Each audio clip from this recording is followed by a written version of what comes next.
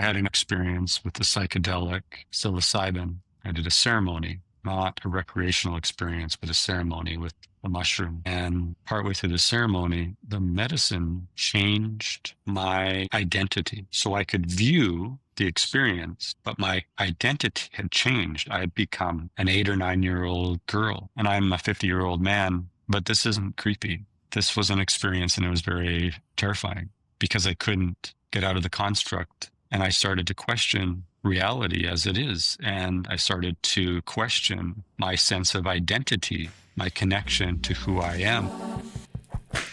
Into the fire, here we go. Into the fire, head to toe. Into the fire, to be seen. Into the fire, to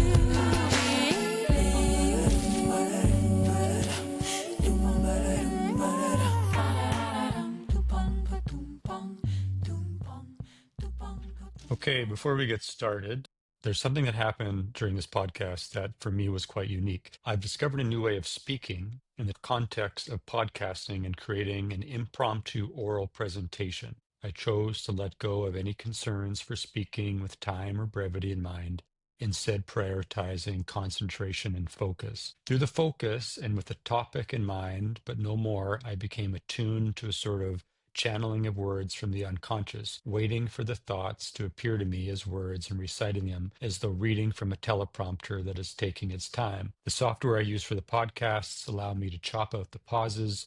The replay can be a bit choppy at times, but I hope you can bear with me. What came through initially wasn't scripted at all, and yet I'm quite happy with it as an essay. In fact, I've included it on our Substack page as a written essay. What I'm going to present is the podcast before I even knew any of this. Language, thoughts through speech have never come through in this way for me. I'm curious about its potential.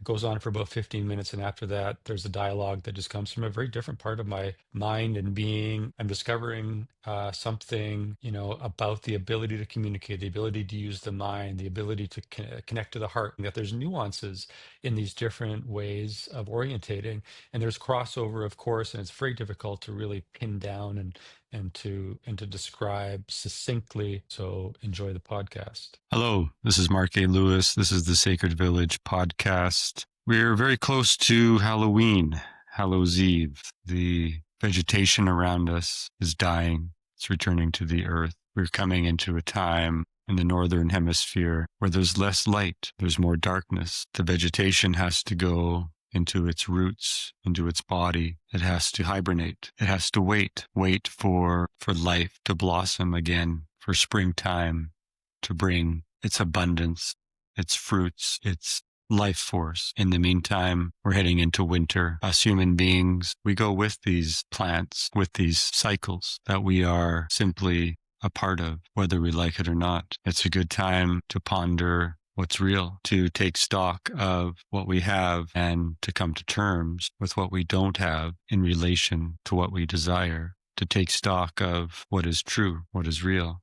Our mortality is very real. The body that we inhabit over time, it does begin to degrade. This becomes more obvious and more important after a certain age in our life cycle, when dying and degrading becomes far more apparent than the generation of life within our body, within our mind. The enthusiasm of youth begins to dwindle, and many of us are suspicious of this. But acceptance of what's real as we learn, as we go in, as we hibernate, as we take stock. This acceptance brings us closer to God. God reflects him or herself through what is real, through existence, through experience. And as we see at this time, there is an orientation around acceptance through these celebrations, through Hallows Eve. We are confronted with the deterioration of self and life around us. And one way that we have been able to move through the feelings that come with this is through celebration, an honoring of spectacle, of masks, of persona,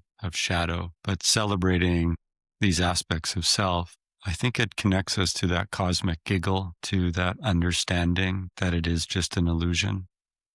Accepting reality is a process of undoing our belief systems, allowing what we believe to be true to fall at our feet like the leaves that are falling from the tree, to simply go within and be with the feelings, not with the thoughts, and from that place of surrender to experience rebirth. There is dying before we die, and there is the rebirth that happens from these mini deaths that we experience throughout our lifetime. Winter can help this process. It's a beautiful process, but it can be challenging. I want to talk today about the people that we have lost, not succumbing to the mortal vessel that we experience life within, but lost along the way. The loss of perspective, of mind, of orientation, the loss of values, of principles that are required to be in harmony with our heart and community. There's different ways for that loss to manifest. Addiction is certainly one of the most obvious and most widely experienced ways. There's something we call mental health, a mental health disorder. I believe we're talking about the orientation that an individual has, that they've lost their way. They've lost their orientation. I saw the movie A Beautiful Mind on the plane a few weeks ago. What really stood out for me was how the main character identified the individuals that his schizophrenic condition had created, and how he, over time, began to understand that they were a part of him. And over time, he began to understand how to work with them. Aspects of his psyche reflected in the external world as real people to him. I wonder how different it is for people who are losing their way, who are not schizophrenic. And I wonder what the difference is in terms of how lost they are. When we walk through life, we have our mind and we have the stories that our mind tells us in terms of how to understand and qualify and quantify the people around us, the world around us. What darkness means to one person can be very different from what darkness means to another person based on the orientation that one individual has in relation to the other. What are the feelings that arise when we experience darkness? What are the stories that the mind conjures in order to help us understand the experience of darkness? And how deeply do we attach to these stories? How tightly do we hold the meaning of the stories that our mind conjures in order to help us understand the feelings that we get in our body when we experience darkness? How tightly do we hold the stories that our mind conjures when we experience the feelings within our bodies, when we experience individuals choosing specific words and actions of behavior? Feelings can be stirred. The mind conjures stories to help us identify the external experience, the external manifestation of energy embodied by other beings, embodied by other energies, whether they are animals, humans, various aspects of the natural world, water, wind, light, dark, sun, moon, thousands of maggots crawling through the tissue that remains on a corpse as it decomposes, the death of a young animal on the forest floor, the death of a child in our family or community, the bird on its last breath on the beach as we walk by, the reflection of our bodies in the mirror as we look, noticing that there has been degradation since the last time we took stock. The feelings that come up in our body, the stories that our mind conjures in order to help us understand the experience, to assist us with information so we can be informed and make decisions that are helpful for our survival.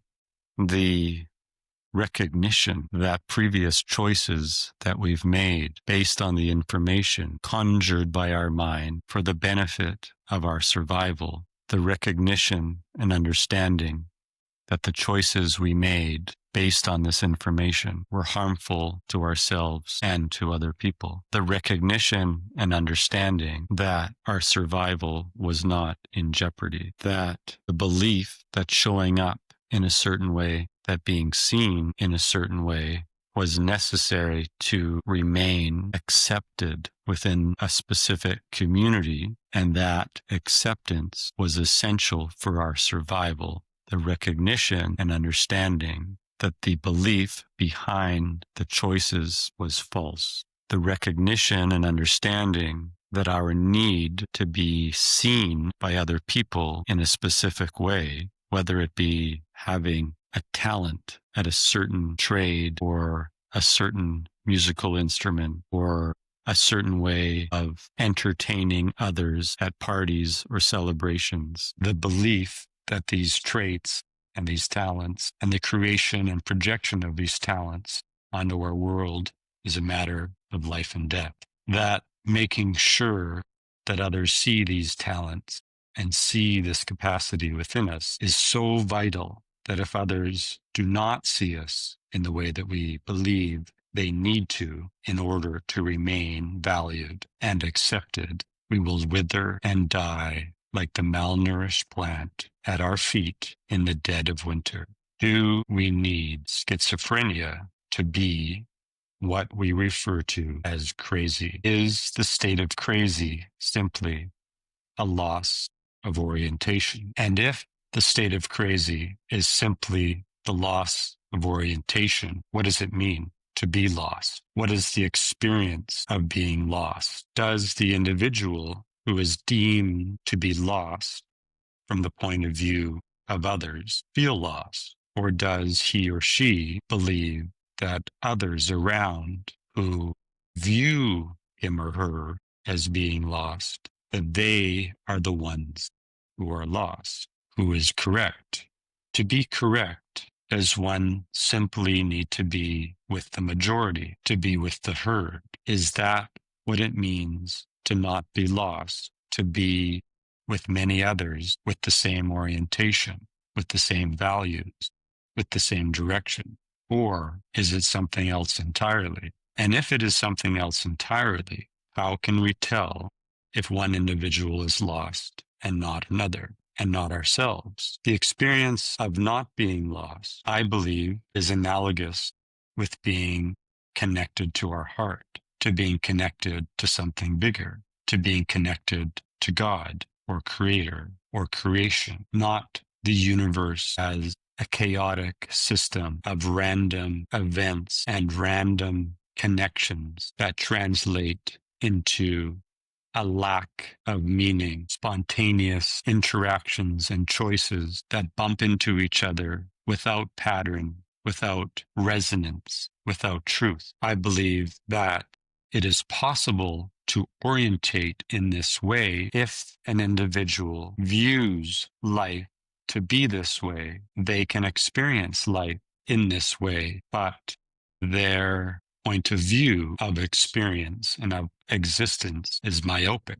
There are blinders that create the reality that they believe they are in. People without a connection to their heart can align with many others, and those blinders need to be a little bit wider in order to fit the point of view, the principles of existence into a paradigm that can be shared. If an individual chooses to view their experience and existence in general through a lens that needn't be shared with anybody or anything, any state of consciousness, any energetic phenomenon, just themselves, then principles of this experience needn't be complex at all. They can be dualistic and simplistic all day long, with only a few characters in the narrative that is woven to satisfy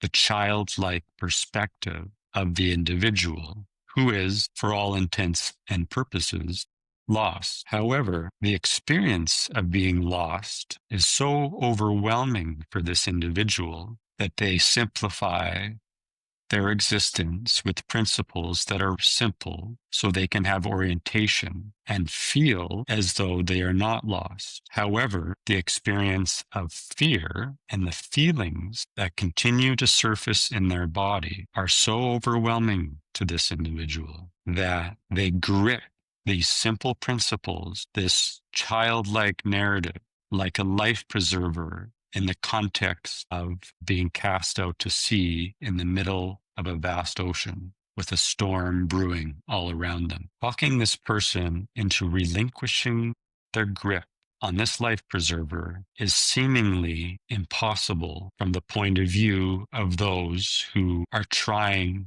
to help them. But if we take a step back and if we can see that this individual needs these stories at this time because the feelings of fear are so overwhelming and their grip is so tight on this paradigm, on these principles of existence, of this narrative that they have created, that their mind has created in order to help them. If we are able to hold this and to see this for what it is, then we are not lost, and neither are they. They have been seen, they have been found, they have been discovered in the vastness of eternity. And if we are able to hold this perspective and to offer the individual whose hands are clasping that life preserver with a ferocious grip, if we are able to offer them what they need in order to feel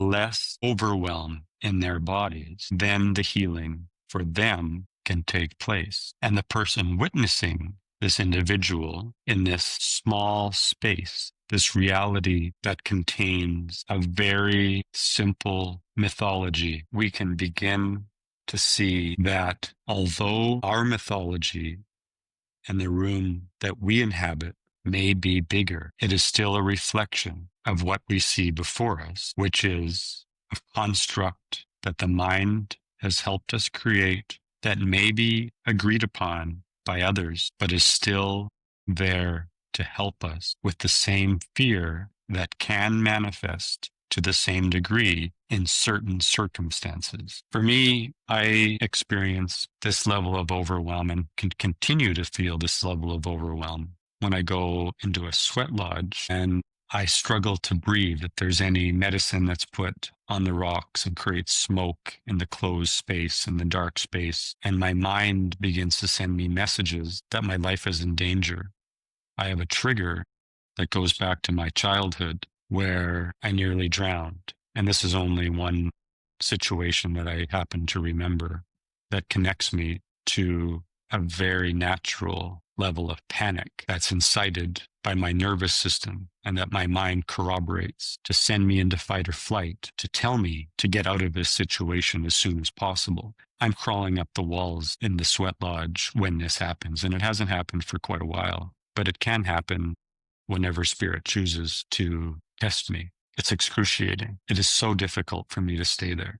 I turn around, and the more that I try to fix it by turning around, getting my face down, this can help a little bit. A little bit of mercy can certainly help, but the more that I move around, the worse it gets. And so I have to be still. I have to bring my attention to my breath.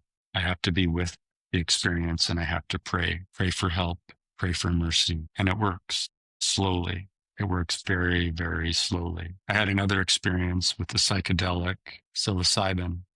I did a ceremony, not a recreational experience, but a ceremony with the mushroom. And partway through the ceremony, the medicine changed my identity. So I could view the experience, but my identity had changed. I had become an 8 or 9-year-old girl, and I'm a 50-year-old man, but this isn't creepy. This was an experience, and it was very terrifying because I couldn't get out of the construct. And I started to question reality as it is. And I started to question my sense of identity, my connection to who I am. And of course, it's a both and. There are parts of who I am that my mind has created that I do become attached to in life. It's too difficult to stay completely tethered, in my experience, all of the time with family, community, responsibilities in the world. There are shortcuts that I take, that my mind takes to compartmentalize concepts and constructs of who I am in relation to others, who I am in the world as a father, as a partner, as a friend. And so there are masculine constructs that are comfortable, especially now in my life. Prior to finding my healing path, so to speak, which is finding ceremony on a regular basis when I didn't have this reset and I didn't have this ability to connect to something bigger, to go deeper into my body, deeper into my heart. I had different constructs. I was always reluctant for them to become metrosexual, but they were to a degree. I lived in the city a lot. I was an artist, a filmmaker, storyteller, but they wouldn't have been overtly metrosexual. But in relationship, all relationships, but the primary battle was in domestic relationship. The construct was around fair, not what is true, but what is fair. And that to me has a lack of polarity. It doesn't allow an individual to be in their heart, because if we're in our heart, then we are aligned with what is true, which has nothing to do with fair, doesn't have anything to do with domination either. It has to do with respecting ourselves and respecting our loved ones from the point of view of them having an authentic way of being also. And so we get more into role playing because we align with what we're comfortable with, but we have conversations also. And we do find middle ground when there are needs that don't completely align between two individuals. And we realize that compromise and being of service to the well-being of others, as well as ourselves, has a deeper place in our alignment than being in a role all day long. In this mushroom journey, I had had the wisdom of my partner. She had been doing a ceremony many years before this ceremony. She was with me in this mushroom ceremony. But what I called on was something that she had shared, wisdom that many people have received on their paths, which is to return to your breath. I'd also received this in ceremony, but for some reason, her sharing her experience about returning to the breath really landed for me. Like my love for her and respect for her, the story that she shared, it really stuck. And so I had it in my tool belt. I retrieved it. I started to return to my breath while I was an 8-year-old girl. And the illusion of this identity construct began to dissolve as my breath and my essence, my authentic energy, which I identify as being masculine in this lifetime, the soul that I inhabit, my essence, from my perspective, is masculine. And I went into that. And it's been a powerful teaching. It's been powerful medicine. And that inner knowing has stuck with me. And so when I get caught in other constructs that aren't as overt as being an 8-year-old girl, it might be a 50-year-old man, but through the lens of an expectation of myself, or witnessing somebody else behaving or showing up in a certain way and emulating that initially for good, to practice, to try, to explore, to see what fits, to see what feels right. But it's easy to get caught up in the constructs that are created through our exploration, through acting out certain roles, feeling certain energies. And any energy that comes into our heart, comes into our body that we can inhabit through role playing, is our birthright, but it is our responsibility to tether to our heart, to filter those experiences through our heart, to be able to identify whether they are authentic, whether they feel authentic. And so I carry that, and I'm very grateful for that. To get lost, lose our orientation. In the Shipibo tradition, when we're cleaning these energies, when we're helping people find their heart, helping people find their connection to God, these energies which create these perspectives, which can create these spaces of being lost, they do come up as spirits in a way. For me, I'm very visual, and so I see spirits that are tricksters, that one might identify as demonic, but they're helpers. This might be a very difficult concept to fully grasp, but all of these aspects of self, of exploration, these demons, these spirits, energies, they're all helpers. But of course, we see people take their own lives. We see people not return from being lost, from this abyss or from a fracture. And it's very difficult to see, and it's hard to hold the perspective that all is held in love. But once we see that all is held in love, and there's nothing that is more true, everything else falls into place in terms of understanding and seeing what is true and what is real. And the further an individual is from seeing the truth that everything is held in love, the more likely they are to become lost. And so it's a paradox. And there are individuals whose paths lead to a complete untethering from community, from heart, and from God. And the value that this has for other individuals in the collective, in the greater good, is that they become cautionary tales. If there's anything that you can do, if you're hearing this, to avoid becoming a cautionary tale, I would suggest doing it, because connecting to the light of God and understanding that all darkness, that all demons, that all cautionary tales are also light workers for the greater good. They are all held by God and enveloped in the love of God. It is a journey to open up our hearts where we're able to see the truth in this. But this is the path and this is the journey. And if you're a cautionary tale this time around, you'll be back again. At least that's what I've been told. The truth is that to even say that, I'm feeling in my body that it's above my pay grade. I don't know that. That's up to Creator. But I do believe that it's all held in love. I do see that. I don't believe that. I know that. So if we're struggling as an individual and we're feeling lost, what's the path? Well, the path is towards God. What does that mean to you? If you don't know, pray for insight. Prayer is powerful. It's as real as the bandwidth of a Wi-Fi router. We can't see it. We can qualify it. We can quantify it from the perspective of some level of consciousness, just not the human consciousness, in my experience. And so we try to find our way out of the darkness, out of those unlit quadrants of existence, back towards the light of God. It is that simple and that complicated.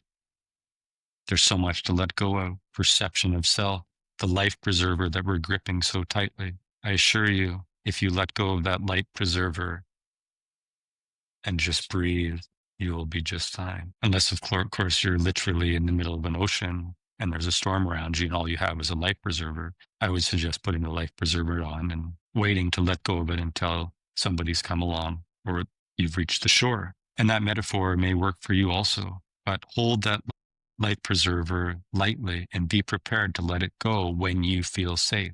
When you've reached the shore, if somebody's able to see you for who you are and see you for where you're at, and to not try to take away your story, but to support the fear that's manifesting so vividly, that's forcing your hand to grip the life preserver so tightly. If that support arrives, if that's what you're waiting for, if that is the ground beneath your feet, that's feeling the sand under your feet, in your toes, and recognizing that you're no longer out in the middle of the ocean, cast away without anything but the life preserver. Be prepared to loosen your grip. I assure you, there is a God. The light of God is available, but there is a path towards the light, which takes courage and willingness. Thank you for listening. Mark A. Lewis, Sacred Village Podcast, over and out.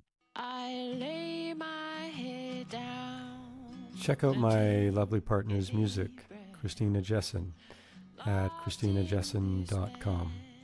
And there's also more information on what we're doing. We're doing a land project up here, traditional land development with a community intention.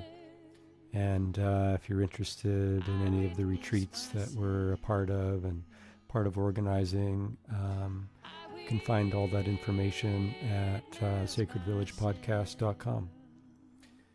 Have a wonderful day.